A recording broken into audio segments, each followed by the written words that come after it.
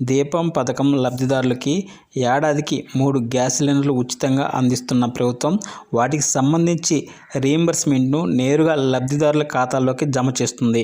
దీపం పథకం లబ్ధిదారులకి గవర్నమెంట్ వెసులుబాటు కల్పిస్తుంది. ఈ పథకం కింద ఏడాదికి 3 సిలిండర్లు ఉచితంగా అందిస్తుండగా మహిళలు ముందుగా వాటికి డబ్బు చెల్లిస్తే తర్వాత రీయింబర్స్మెంట్ చేస్తుంది. ఇకపై బుకింగ్తో సంబంధం లేకుండా 4 నెలలకు ఒకసారి లబ్ధిదారుల అకౌంట్లోకి నిధులు విడుదల జమ చేయాలని సీఎం నిన్న కేబినెట్లో సూచించారు. దీనివల్ల మహిళలు ఎప్పుడు గ్యాస్ బుక్ చేసుకున్నా సమస్య ఉండదన్నారు. పథకం కింద 97.59 లక్షలు లబ్ధిదారులు ఉన్నారు.